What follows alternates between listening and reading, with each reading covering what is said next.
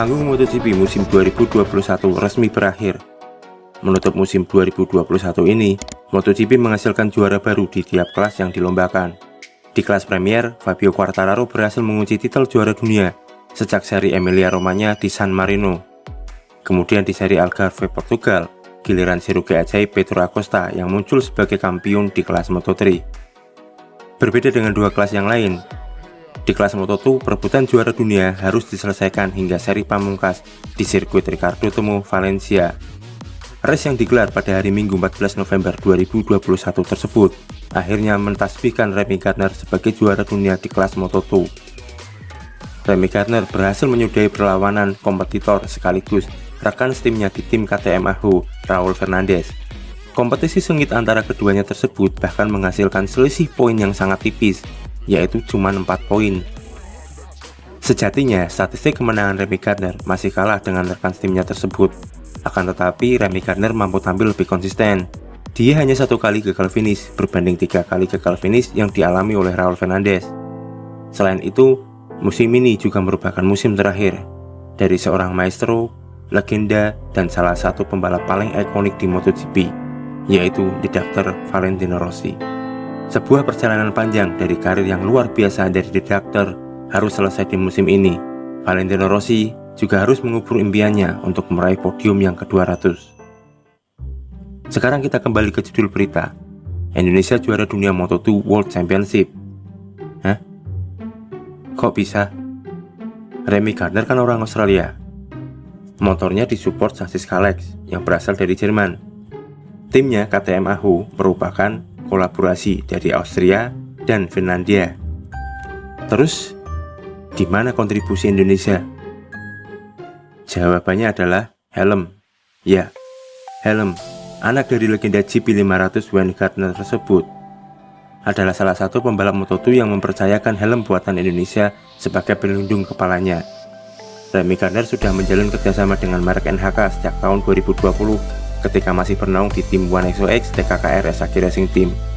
Tim yang sekarang berganti nama menjadi Pertamina Mandalika SAG Racing Team. Nah, menurut kalian, salah nggak sih jika kita berbangga seperti itu? Maksudnya bangga karena salah satu brand Indonesia mampu memberi sumbangsih kepada salah satu pembalap top Moto2 dan menjadi juara dunia. Kalau menurut saya, ya wajar aja kita berbangga karena nama Indonesia bisa mendunia. Yang paling penting adalah tetap low profile dan jangan over bangga. Lagi pula, di dalam dunia motorsport terutama roda 2, helm itu udah kayak semacam icon buat si rider. Jika kita analogikan di olahraga yang lain, sepak bola atau bola basket misalnya, helm itu udah kayak sepatunya si pemain bola atau si pemain basket. Dan secara nggak langsung, ketika si pembalap berprestasi, maka nama helm tersebut pun ikut melambung tinggi. Kita bisa ambil contoh Michael Jordan misalnya, yang sudah jadi ikon NBA selama bertahun-tahun. Bahkan sepatunya sendiri juga sangat ikonik hingga saat ini, memiliki reputasi tersendiri dan digandrungi oleh banyak orang. Jadi pencapaian ini merupakan sebuah pencapaian yang luar biasa dan sebuah pionir serta penyemangat buat merek-merek lokal untuk mencari nama di panggung dunia. Dan wajar jika kita berbangga.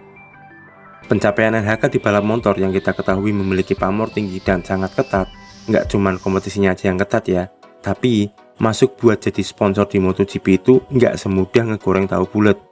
Hal tersebut tentunya patut diacungi jempol.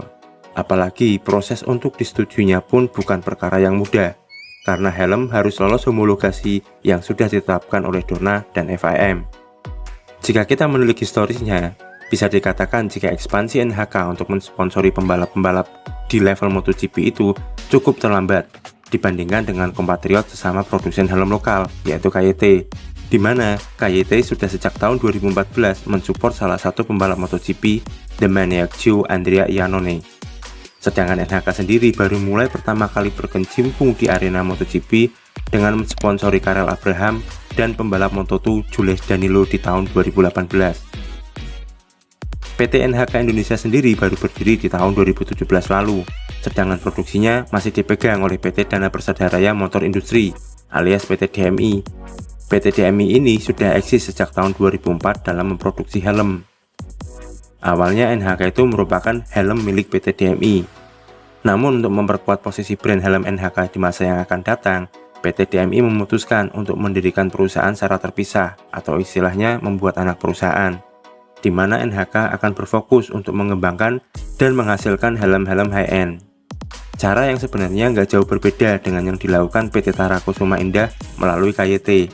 Akan tetapi, langkah yang dilakukan KYT ini bahkan lebih ekstrim lagi, karena KYT memutuskan untuk bekerja sama dan mengakuisisi salah satu brand helm kenamaan dari Italia, Suomi. Perjalanan NHK juga nggak mudah. Bisa dikatakan NHK itu nggak seberuntung KYT yang pamornya mungkin lebih digandrungi, serta strategi marketing dari KYT juga lebih berhasil. Ya, mungkin karena KYT mengakuisisi Suomi, jadi lebih mudah untuk mendapatkan pembalap dengan nama-nama yang lebih terkenal dan lebih banyak daripada NHK. Sebagai informasi, sejauh ini di Moto2 tercatat ada 2 pembalap yang menggunakan helm NHK. Yang pertama, sang juara dunia Remy Gardner, dan yang kedua adalah Bo Ben Schneider, salah satu pembalap Pertamina Mandalika SAG Racing Team. Sedangkan di MotoGP, selepas pindahnya Tito Rabat ke World Superbike, praktis nggak ada lagi rider MotoGP yang menggunakan helm NHK. Coba aja bandingin dengan KYT, yang helmnya udah banyak dipakai rider-rider, baik Moto3, Moto2, dan MotoGP. Semoga aja di musim depan NHK masih bekerja sama dengan Remy Gardner, sehingga kita juga bisa melihat NHK digunakan oleh rider KTM Tech 3 tersebut di kelas para raja. Dan semoga akan lebih banyak lagi rider-rider di MotoGP yang menggunakan helm-helm dari Indonesia. Nah, itu tadi info singkat di mana salah satu brand asal Indonesia mampu membuat bangga satu negara. Nggak ada salahnya untuk kita mulai mencintai dan menggunakan produk-produk lokal, karena yang lokal juga mampu berbicara. Sekian dari saya, jika Anda menyukai informasi ini, jangan lupa untuk like, share, subscribe, dan aktifkan notifikasinya. Saya Gipi pamit, sampai jumpa di video tentang dunia motorsport roda 2 berikutnya. Ciao!